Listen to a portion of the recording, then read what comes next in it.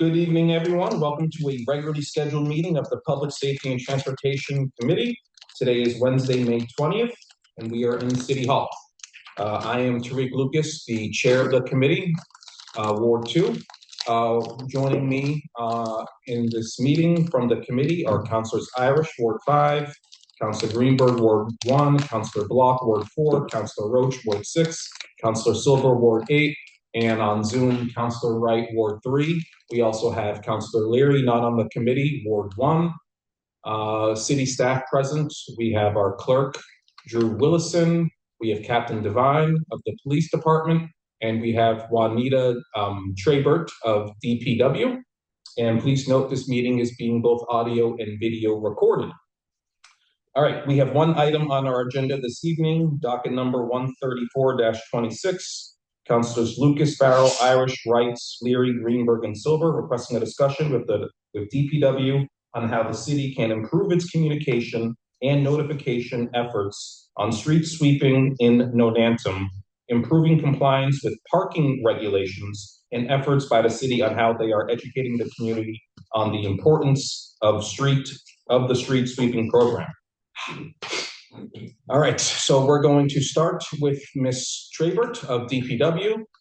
Captain Devine, we will go to you afterwards, and then we'll bring it into the committee for comments and questions. I just ask that we keep the conversations today more targeted towards parking compliance and parking regulations. Okay, so go ahead, Ms. Trabert. Yes, thank you. Thank you for having me. So to address the communication concern, I'd like to reiterate what is currently available to the area that we're talking about. So it's an area in Nonantum that was established as a designated zone that gets sweeping at a specific time each month, and that's related to the on-street parking. So there is permanent signage on each of those streets, and that was diligently mapped out for how many signs are needed. And despite having permanent signage, we know that there is a compliance issue. And then we have continued to set out sandwich board second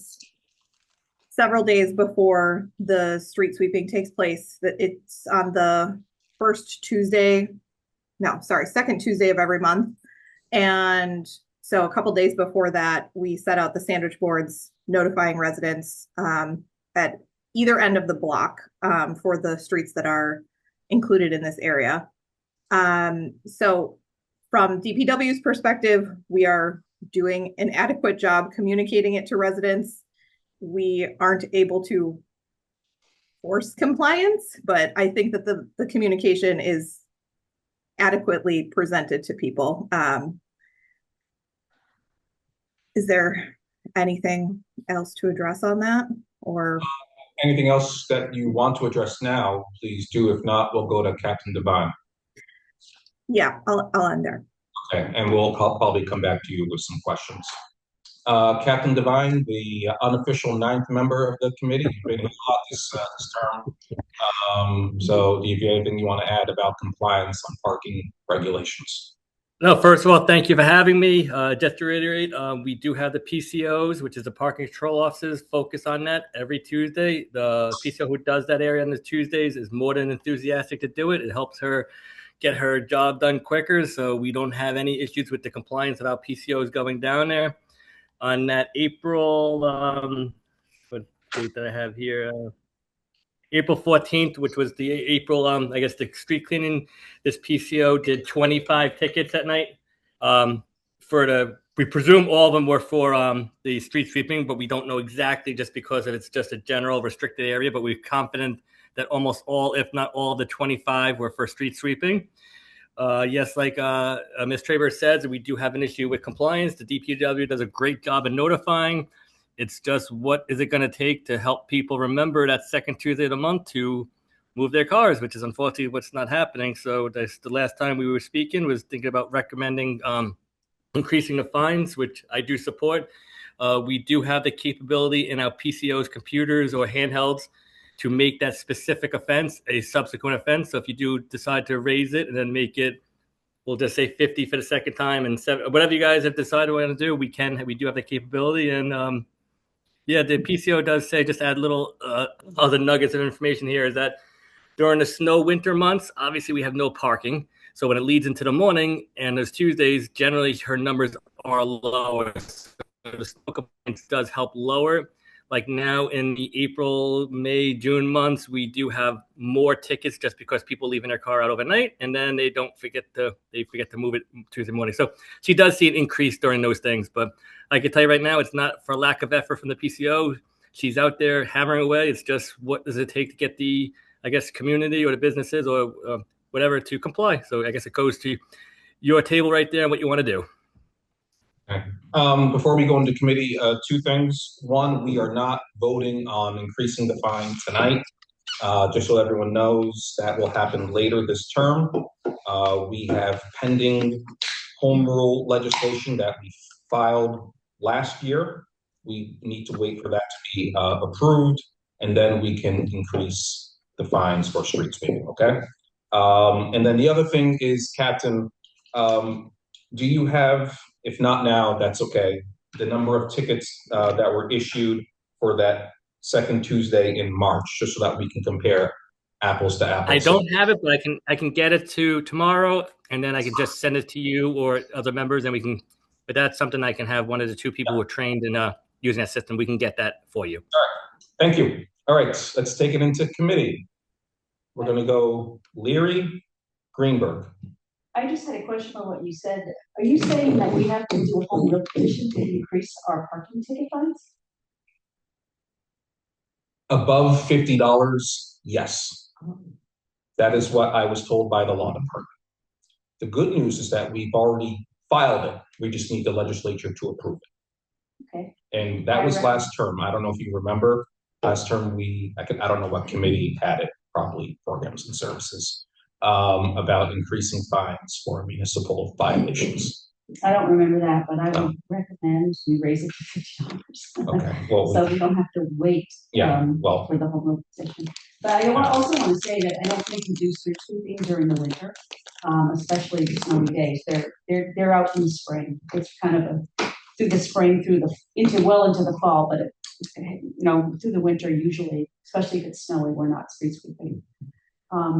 So I mean, my personal opinion, I do think people take the tickets and eat them, and just as a cost of doing business in the city. And I also want to remember that the street sweeping is really a compliance issue for phosphorus. And sometimes I think that we're using the street sweeping as a way to control parking. Or I get that feeling that's what people want. They don't want cars parked out there all day long. And I know there's a problem with a certain business that does put cars on the street and causes a bit of an issue there. So I just want to raise that because we're really focusing on phosphorus removal with street sweeping, and there might be other parking issues. Well, I know they are. It's a congested area. We might want to have a larger discussion on how we manage parking in the longer run. Okay. That's it for me. All right. Councilor Greenberg, and then we'll go to Councilor Wright. When do you estimate the home rule petition will be passed? Dana Hansen is monitoring it. So she would be a point person. As of right now, I don't know when the legislature is going to get to it. I just don't know. So I agree with Councilor Lear. We should increase it at least maybe to 35 or Sorry. And then we could go ahead and do that tiered system once the home rule petition. All right. Anything on compliance, communication? No, or if not, we'll go to Wright. Councilor Greenberg, you're all set? Yeah. Okay, all right, good. Councilor Wright, Block, Silver.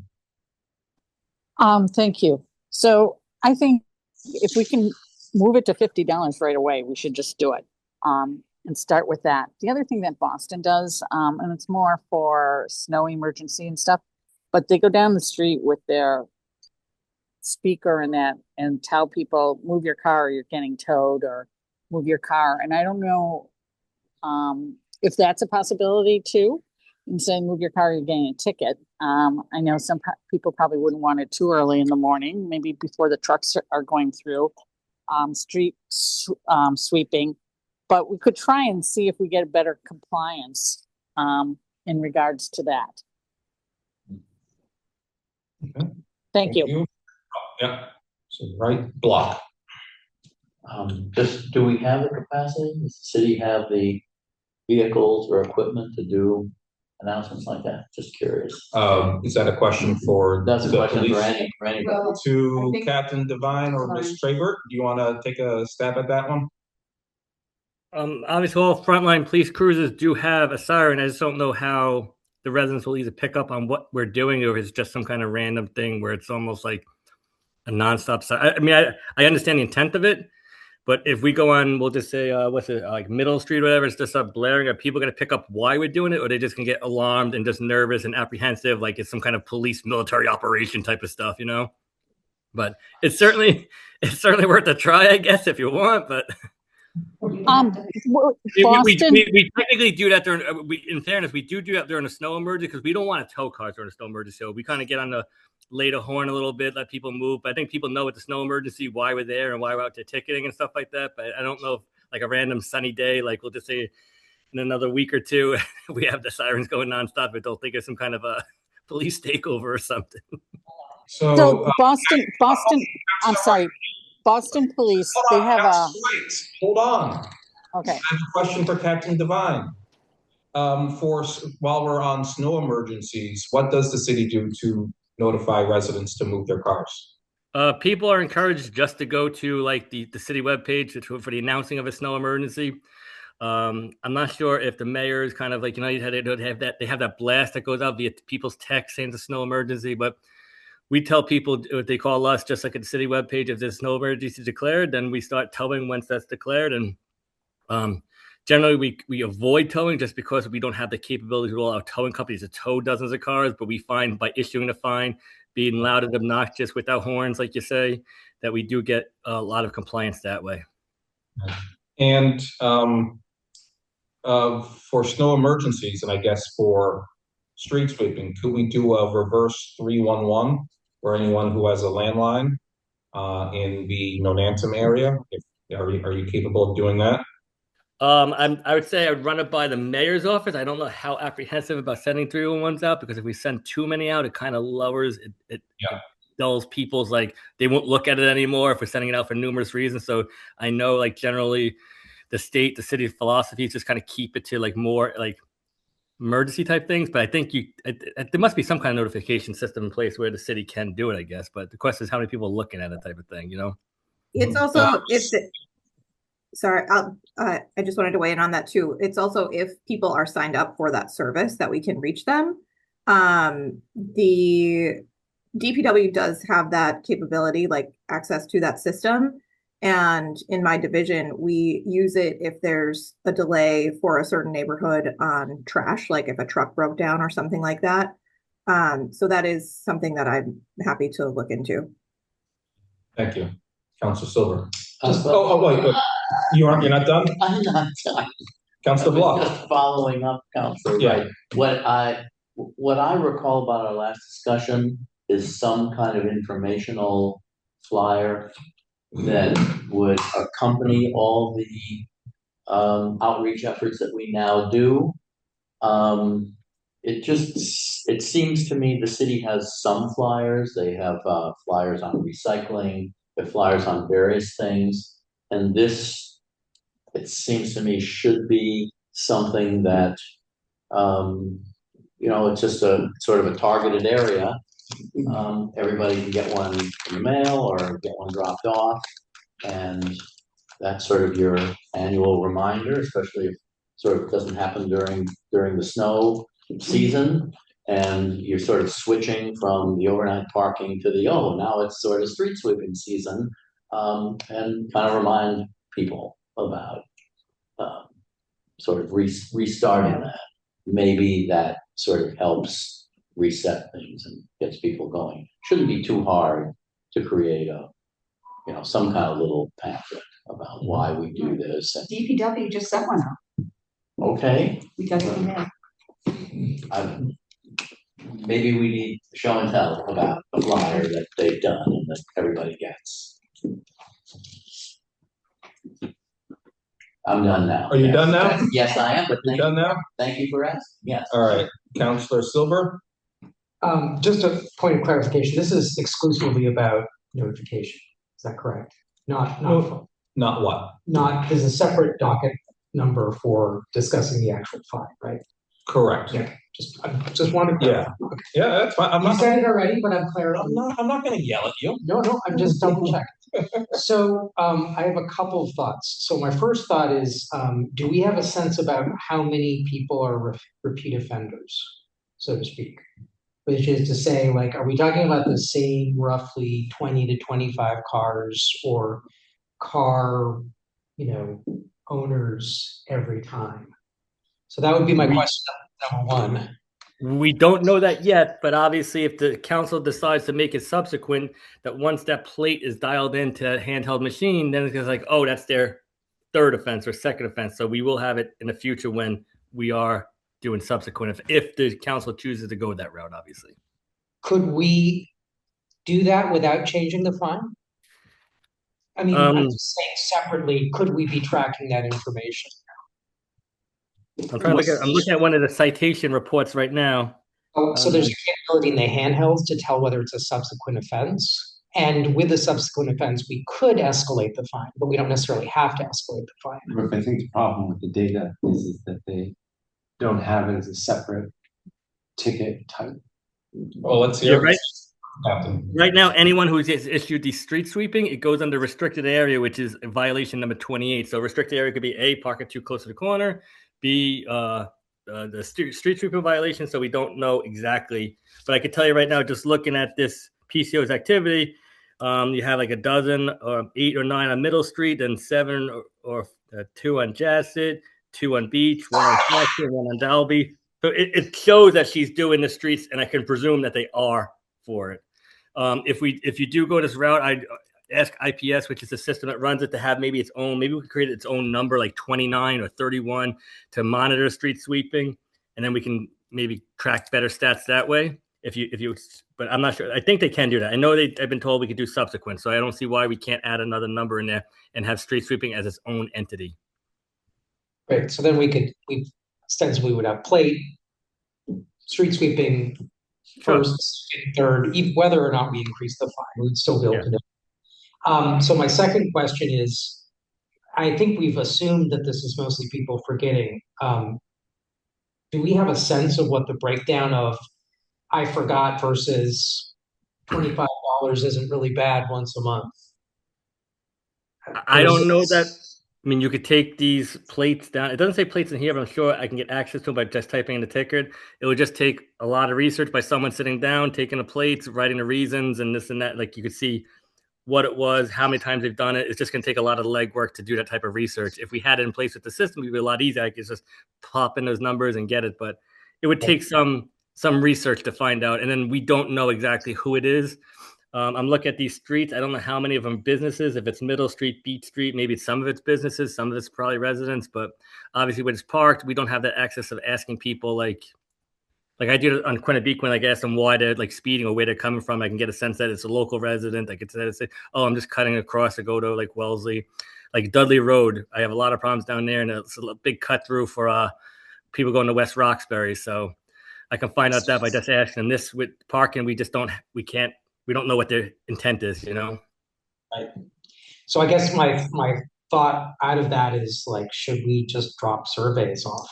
I mean, it seems weird to say, hey, you just got fined. Why did you decide to leave your car here? But I mean, we could get some response data. So I'm throwing that out there as an idea. Survey with a ticket. Yeah. Yes. All right. Okay. All right. I know it's not being voted on today. I mean, if you start making subsequent, I think people are going to start taking notice. I mean,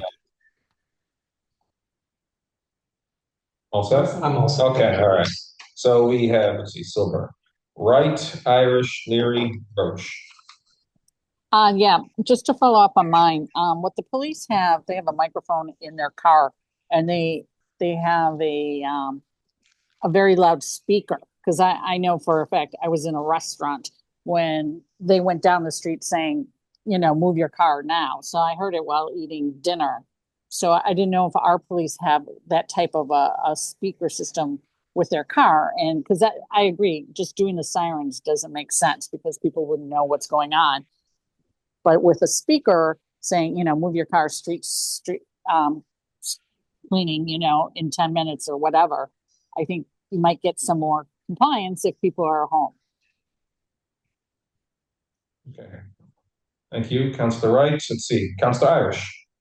One thing we already talked about, but the other one was, I thought you mentioned about the business that seems to be contributing to a number of the issues around the parking. I presume that someone's spoken to the business owner. Multiple times over many years. And what is the response really? It's part of the cost of doing business for him. Is that what? Yes, it is. There's no question about it. I mean, he's not particularly sensitive to the neighborhood, really. So I just find that he's actually told me I pay thousands of dollars for tickets. So it's a cost of doing business for him. And I'm sure he could move his car somewhere else. He would. He uses the Chapel Street lot a lot. Yeah. But he does park throughout the neighborhood. He parks on my street sometimes. You can see the guys with the shirts going to get the cars. But I think particularly on Coke Street, it's more of an issue. Probably it's a little more congested. There's, there's people watching. Mm-hmm. And it's more of an issue there, but it is cost of doing business. What would you guess be the percentage of cars that are due to his business? I really couldn't say, but there could be other local businesses whose employees are parking as well. Mm-hmm. So, and that's really not the street sweeping issue. That's what I was talking about, the other parking issues that are a problem in Normanton, particularly in that area. Yeah, I was just trying to figure if there was an alternate place for this people to park, if that was what it was, but it sounds like he doesn't have. If he really wanted, we talked about him like parking down at the Stop and Shop or at the Post 440, like renting space. We talked about that. Okay. I figured there must have been so long, but I was just more curious in learning like why he was resistant to trying to help the neighborhood. That was it. And the other one, whatever the communication was, go back, whether it's a flyer or something on the cars or something posted, presumably that would also include, notice that we're going to raise the fee. That'd be important to let residents know that the fine is going to be raised. I mean, that's just to make sure that it's part of the communication process. That's it. All set. See, Irish, Leary, then Roche. Okay, thank you. This will be my final comment, but I'm going to go back to my theme. I do not, under any circumstances, want police warrants or police, at dinner time, trumpeting, do not park here. That's really, I think it would bother the neighborhood, and I don't think we need to go there. I think the best thing would be to continue with our outreach, making sure that the sandwich boards go out and that they're visible, and maybe put more of them out if necessary. Send information about what I recommend that we do raise the fine. I know that's we're not supposed to be talking about that, but I mean that's really what this is about. And we do that in a planned way. I would be in favor of increasing the fines as they go up, and I do think that would make a difference. By the way, Cambridge used to do also we don't tow. And it's really not I don't want to even discuss towing because we don't do it, and it would have to be a real urgent issue for us to tow, like an emergency. They're really egregious parking. So it's not really part of the conversation. Cambridge used to tow, and they used to go around with the horn saying move your car. I remember that. They no longer tow. They've increased their fine, but people are less compliant, no question about it. Towing is the ultimate tool, but I just think it's drastic. And I think we should first raise the fine to what people, 35 or 50, and make sure that we're telling people we're doing this, and then evaluate in 6 months or something. That's sort of my 2 cents. for $35. Never mind. Never mind. It's a joke. It's a joke. Never mind. You can get it. All right. All set. Interesting sense of humor. Okay. You said it was a sense of humor. Councilor Roach and Greenberg. I actually hadn't raised my hand. Oh, I thought you raised your hand.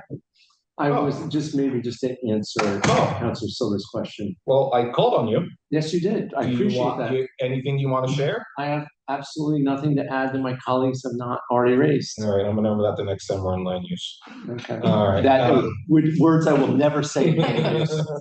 All right, Councilor Greenberg. I totally agree with Councilor Ray. I don't think we should have a bullhorn or speaker. Yeah. I think that'd be just noise Agree. pollution. Mhm. We'd get more complaints. Okay. So I'm just wondering about the process. If we want to increase the fine, like say 40, we don't do that today. Correct, So we have to go back to the other docket item. correct. Okay, Yeah. so that's scheduled soon to. I haven't thought about putting it back on. I will when the time's right. I was planning on waiting till we get the home rule legislation passed. I will follow up with Dana Hanson Okay. tomorrow to see where she thinks it is, because she is monitoring it. And then we'll take it from there. I mean, I was hoping to get the fines increased now during Me the too. summer Yeah, me too. and not wait, Yeah. since this is prime street sweeping I know. season. I So if we could expedite that docket item and just at least bring it up to the next level, and then we can have further discussion about doing the subsequent fines and follow meetings. while we're on increasing fines, even though we're not supposed to be talking about it, what the law department told me was it's the finance committee's responsibility Mhm. to increase the fines. Problem is, finance hasn't really been discussing street sweeping. We have, which is why I scheduled that joint committee meeting. Mhm. So I'll have to coordinate also with Councilor Grossman again Okay. to see if we can do another joint committee meeting with finance on a Monday night, Okay, which I think that only puts Councilor Wright, who's on ZAP, and who has a commitment at the same time. But okay, I'll coordinate with Dana Hanson and Councilor Greenberg, Councilor Grossman. okay, So, sounds like a plan. all right. Councilor Silver. I would just say insofar as increasing fines or escalating fines are a way of communicating that we don't want you to do something. A business that is parking random vehicles is not going to be affected by escalating fines because the vehicles are constantly changing. Something to think about. Yeah, that is something to think about. So Unless it's the same person who gets a fender bender or whatever, and they keep going back. Hold on, you all set? yeah, Okay, yeah, Councilor. But if it's staff, it's staff. It's a different matter. and I think that's often the case. Yeah. There's some issues in Auburndale where I just have no. I don't know at this Yeah. point. Like I feel like I have no. I'm not sure it will change the behavior if it's $50. Was it $25? 25 now. You know, it may just be, if it's a cost of doing business. Yeah. Maybe they'll try a little harder if it's 50 instead of 25, Yeah. but if they feel they're stuck, they're stuck. Right, that's sort of why, I had this question about surveys, because if someone says, well, I have no choice, I have to park here because I work right around there and there's nowhere else to park. I mean, that is a different answer from, I slept in.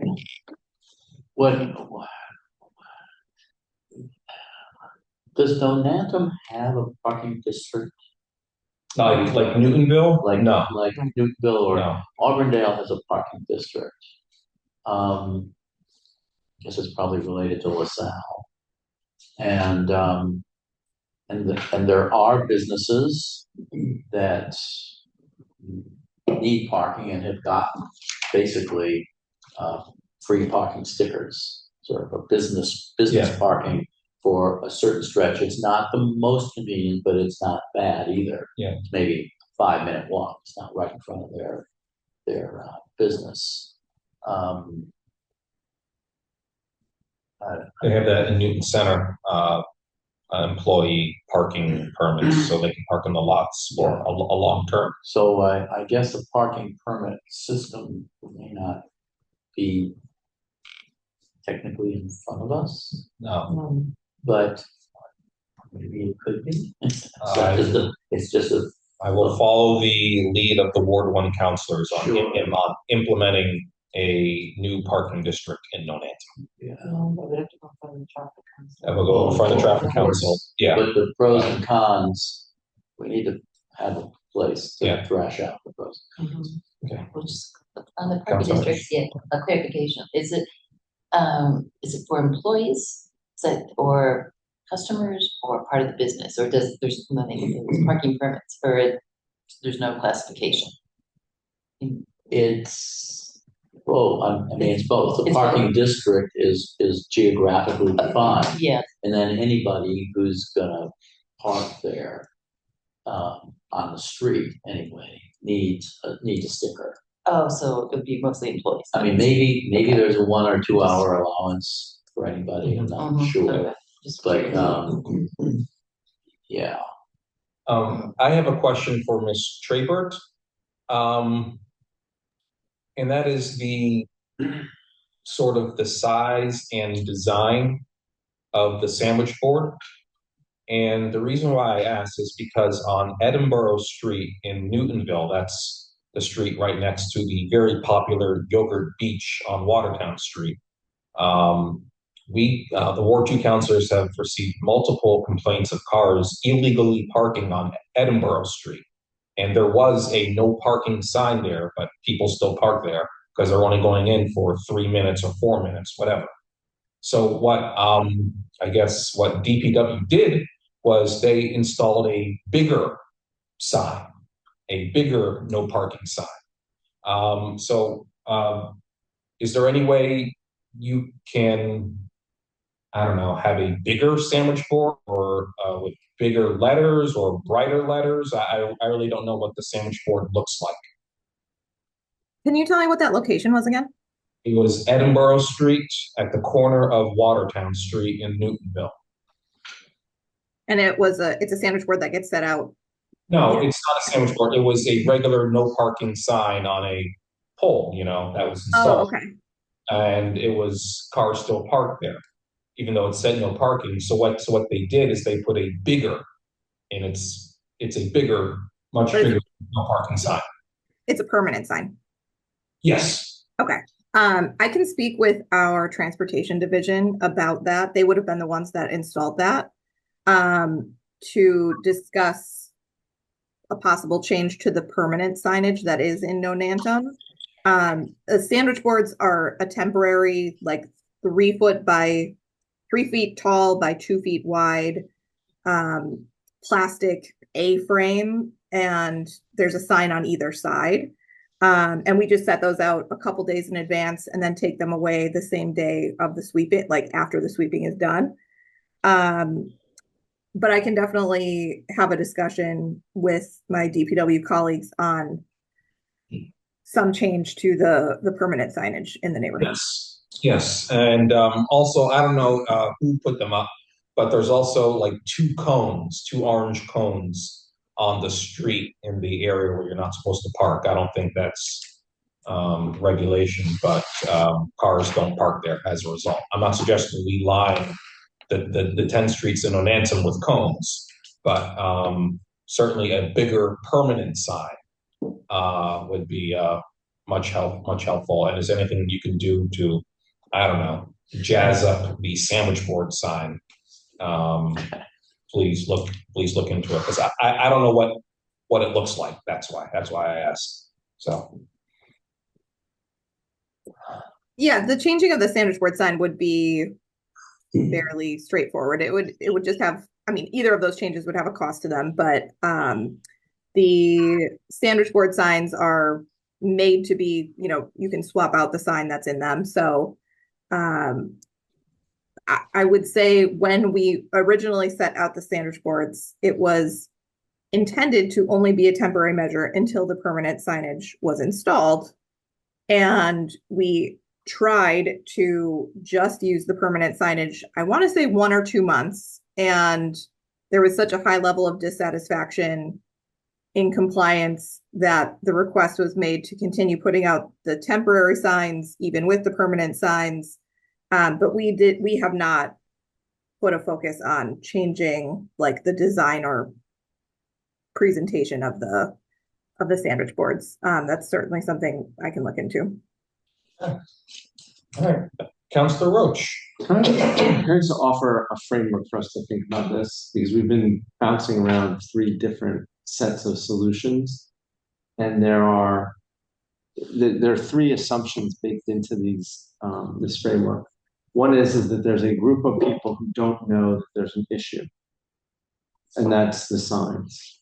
There's a group of people who do know the issue, that there's an issue, and the fines are not stiff enough, and therefore we need to get their attention both by increasing and escalating the fines.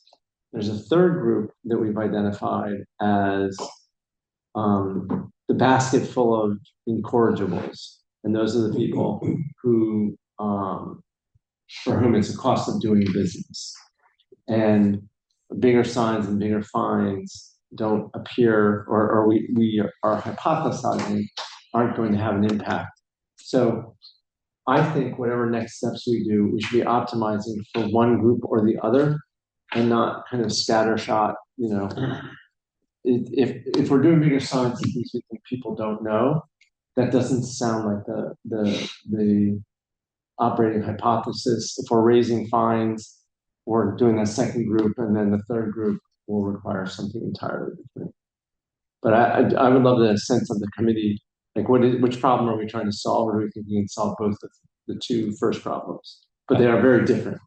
They are different. I think we can solve both of them. Those who don't know that they have to move their cars, perhaps the bigger signs will work. We don't know until they're obviously installed, but and as the cost of doing business, I don't think we can. I mean, I don't think increasing what Councilor Silver said, I don't think that would affect, because it's a different car every time. But increasing it, for example, if we go from 25 to 75 and then escalate from 75 to 100, just for an example, maybe the cost of doing business violator will notice that and say, my fines just tripled. So the cost of doing business, we haven't talked about. As a city council, we do not wish to make it unaffordable to do business in the city. And if and so making it the cost of doing business too high to park there strikes me as above and beyond kind of where we want to be with regard to our relationships with business. On the other hand, we have this urgent need to get street sweeping done. So we got to balance that. But I think that as a city, we have identified as a priority making it possible to be a successful business in the city, and raising the fine such that it can no longer be absorbed as the cost of business strikes me as contrary to that. So we just have to be mindful of it. Maybe we decide these are more important, but that would be inconsistent. So if we have someone's license plate, ostensibly the police department could send a letter to the owner of that vehicle. Is that correct? I guess a question for Captain Devine, like if we wanted to, for example. Sure. If we have a license plate, any license plate, I can find out the address and the owner, and yes, we do have that capability. So what affects business's reputation? And if you drop off your car somewhere and then you get a nastygram from the police department, maybe that affects things. So I'm just throwing that out there as other ideas, because even maybe towing wouldn't be enough. Well, we wouldn't be able to tow because if we were doing escalating. I mean, I'm not putting towing on the table. I'm just saying, like, if there was escalation to towing the way Cambridge used to do, still wouldn't be able to do that. but maybe a letter to the owner of the vehicle saying, you're causing all these problems. Maybe that reputational thing would move a business at least to the table, right? Because what we just really want is this business to come to the table and say, okay, I'm going to try to help you solve this problem. So is this the auto body shop? I just Yeah. I just wonder what a letter is going to do because you're already giving them a ticket. I mean, that Yeah. speaks a lot in itself. You know what I mean? They already know about it. The auto body shop is probably taking and paying that ticket, and the owner of the vehicle is probably never seeing the ticket, is my guess. First of all, the auto body's got to, take the ticket off the car first before it gets to the owner. If not, then it goes straight to the owner. But I can't imagine an auto body wanting to spend $300-400 on keeping cars on the street type of thing. And I don't think it's the auto bodies doing this. I just think it's people just forgetting it's a Tuesday. I mean, I'm sure there's a handful of cars, but not enough to for the auto body. I don't know how the significance, but from what Councilor Leary was saying, it sounded like there was a repeat offender, which was the auto body shop. So Also, I'm thinking out loud right now. If we do increase the fines or just fines in general for the auto body shop, the ticket goes to the owner of the car, not the auto body shop. Is that right, Captain Devine? Well, what happens is a PCO drives down the street, they see a car on Middle Street or whatever street it may be, they write out the plate, they put it right on the front windshield under the blade. So I guess it would be up for the auto body shop to see that and take it and then to pay it. I don't know how active they're doing that. Yeah, it sounds like pretty active. Yeah. It sounds like If it's an employee, they're turning it in, and if it's a customer, they're turning it in. Yeah. yeah. I can't imagine a customer picking up their car at 5 o'clock and saying, why do I have a ticket? Yeah. So, anyway, I'm just thinking out loud. Councilor Greenberg, do you have your hand up? Yeah, I just wanted to say, I don't know if it would bring the business to the table, because we've already had him at the table several times. And he's promised in the past to rent a space and put his cars, but he never did. And it was just decided it was public streets and that he's allowed to use public streets. Mm-hmm. And that's what it came down to. Yeah. Councilor Wright? Thank you. I think the auto body shop probably needs a separate docket item. And I think, having parking permits in that area might be one of the ways to go. But getting back to what we originally were talking about street cleaning and parking, hasn't this been going on now for 4 years? I hate the idea, well, let's wait another few months and take more data. It's been going on for a while. So why can't we just, and again, it's with finance, increase the fines, flyer the neighborhood. When I get back, I'll help flyer the neighborhood saying fines will be increased to $50. And then, once the home rule petition, we get that, then, do a tier system. But it's been, we're in the middle of this or the start of the season right now. So we should act now instead of wait longer. Thank you. Okay. All right. The clock is approaching 8. This is our only item on the agenda. Hopefully we gave some good advice for DPW, and we'll hear back from Captain Devine on the tickets from March, second Tuesday in March, to see if we can find a pattern here. What we now need is a motion to hold or NAM. Can I ask one more question, please? Yes. Okay, this is just about street cleaning in general. I just want to, when they do street cleaning, how many times do they make passes? Because I was out on election day and it seemed like they made passes like 4 or 5 times. Is that true? I would say it's subjective to the street sweeping driver. So certainly some of them are meticulous, and certainly if they have a clear street, and in this case where it's a known issue where parking is the barrier to getting to the curb, it is possible, depending on how much debris is on the street, that there could be multiple passes. Is it typically just one pass unless they see it should be more? Or I would say for most times of the year except fall, only one pass should be needed. It's possible in the springtime, like that first sweep, when there's just kind of a lot of, I don't know, the kind of gross, rocky debris from winter, that maybe multiple passes would be needed that one time at the start of the year, and then really until fall, it shouldn't be necessary. Okay, thank you.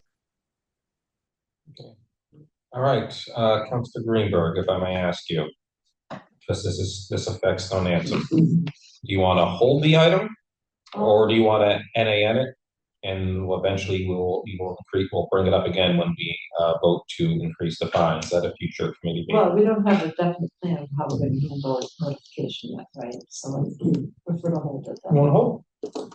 Okay, we'll hold. And we'll probably put both items on the agenda Okay, when we do the street sweeping, so that way we can vote them all out at the same that'd time. be great. Okay, any further comments before we take a motion to hold? Okay, all in favor of holding the item, say aye. Aye. Opposed, abstentions, the ayes have it. The item is held 7-0. Thank you, Ms. Trabert and Captain Devine.